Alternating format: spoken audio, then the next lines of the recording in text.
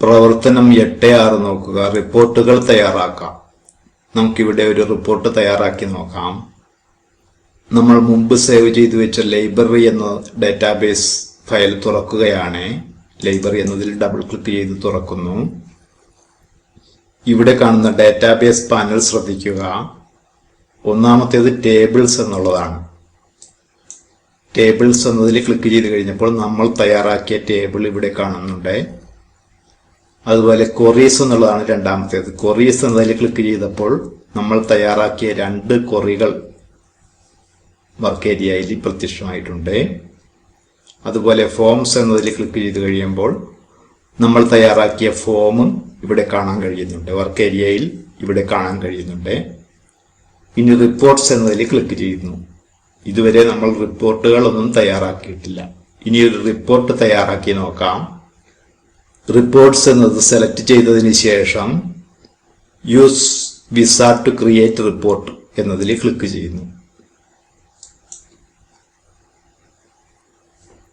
Tables of queries എന്ന ഭാഗത്ത് ഏതിനെ അടിസ്ഥാനമാക്കിയാണോ റിപ്പോർട്ട് തയ്യാറാക്കേണ്ടത് അത് സെലക്ട് ചെയ്ത് കൊടുക്കണം.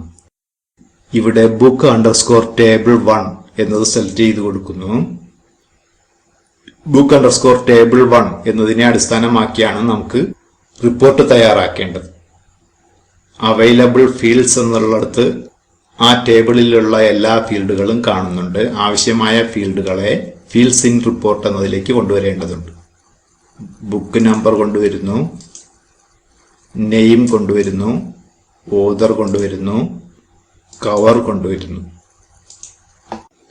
റിപ്പോർട്ടിന് ആവശ്യമായ ഫീൽഡുകളെ ഫീൽഡ്സ് ഇൻ റിപ്പോർട്ട് എന്ന വലത് ഭാഗത്തേക്ക് കൊണ്ടുവന്നു കഴിഞ്ഞു. ഇനി നെക്സ്റ്റ് ക്ലിക്ക് ചെയ്യുന്നു. വീണ്ടും നെക്സ്റ്റ് എന്നതിൽ ക്ലിക്ക് ചെയ്യുന്നു. ഇവിടെ ഗ്രൂപ്പ് ചെയ്യേണ്ടതുണ്ടോ എന്നാണ് ചോദിച്ചിരിക്കുന്നത്. ഗ്രൂപ്പ് ചെയ്യേണ്ട ആവശ്യമില്ലെങ്കിൽ വീണ്ടും നെക്സ്റ്റ് എന്നതിൽ ക്ലിക്ക് ചെയ്യുക. ഇവിടെ സോർട്ട് ബൈ എന്നതിൽ ബുക്ക് നമ്പർ എന്ന് കൊടുക്കുന്നു. ബുക്ക് നമ്പറിനനുസരിച്ചാണ് സോർട്ട് ചെയ്യേണ്ടത്. പിന്നീട് കാണുന്ന ദെൻ ബൈ എന്നതിലും വേണമെങ്കിൽ ഇതുപോലെ സോർട്ട് ചെയ്യേണ്ട ക്രമം നമുക്ക് നൽകാവുന്നതാണ്. ഇവിടെ ഓർഡർ എന്ന് കൊടുക്കുന്നു. ഇനി വീണ്ടും നെക്സ്റ്റ് എന്നതിൽ ക്ലിക്ക് ചെയ്യുന്നു. ഇവിടെയും നമുക്ക് അതുപോലെ ചെയ്യാൻ കഴിയും. തൽക്കാലം അത് ചെയ്യുന്നില്ല. നെക്സ്റ്റ് എന്നതിൽ വീണ്ടും ക്ലിക്ക് ചെയ്യുന്നു. ചൂസ് ലേഔട്ട് എന്നുള്ളതിൽ ലേഔട്ട് ഓഫ് ഡാറ്റ ഇവിടെ തന്നിട്ടുണ്ട്. ടാബുലർ ആണ് ഡിഫാൾട്ടായിട്ട് കാണുന്നത്. അത് മതിയെങ്കിൽ നെക്സ്റ്റ് എന്നുള്ളതിൽ ക്ലിക്ക് ചെയ്യുക. ഇവിടെ നെക്സ്റ്റ് എന്നുള്ളതിൽ ക്ലിക്ക് ചെയ്യുന്നു. ഇനി ടൈറ്റിൽ ഓഫ് ദി റിപ്പോർട്ട്, റിപ്പോർട്ടിന്റെ പേരെന്താണെന്നുള്ളതാണ് ഇവിടെ കൊടുക്കേണ്ടത്.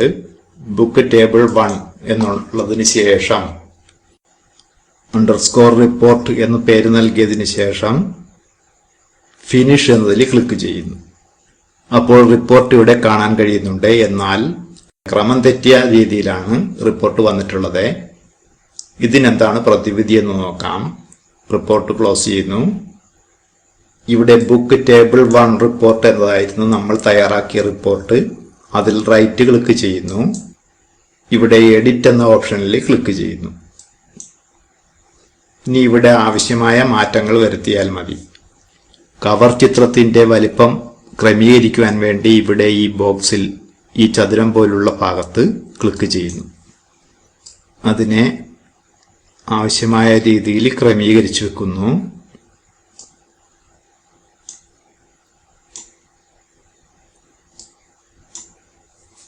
ഇനി നമുക്ക് ഫയൽ സേവ് ചെയ്ത് നോക്കാം. സേവ് ചെയ്യുന്നു. ഇത് മിനിമൈസ് ചെയ്തിട്ട് ഇപ്പോൾ വന്ന മാറ്റം ഒന്ന് ശ്രദ്ധിച്ചു നോക്കാം.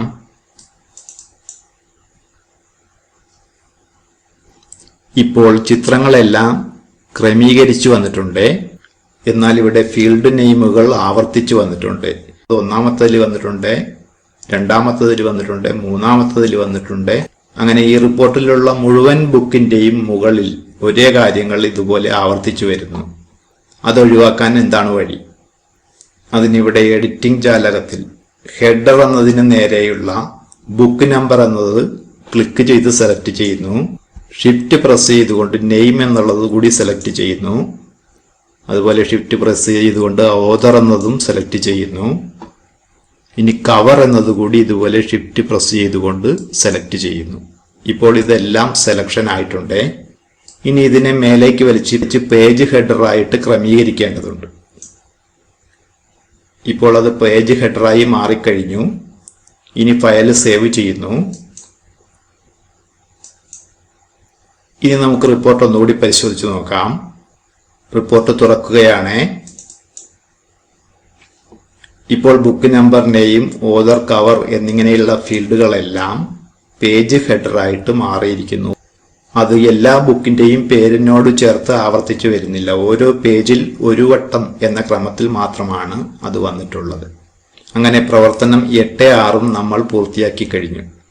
നമുക്കിതിനെ സേവ് ചെയ്യേണ്ടതുണ്ട്.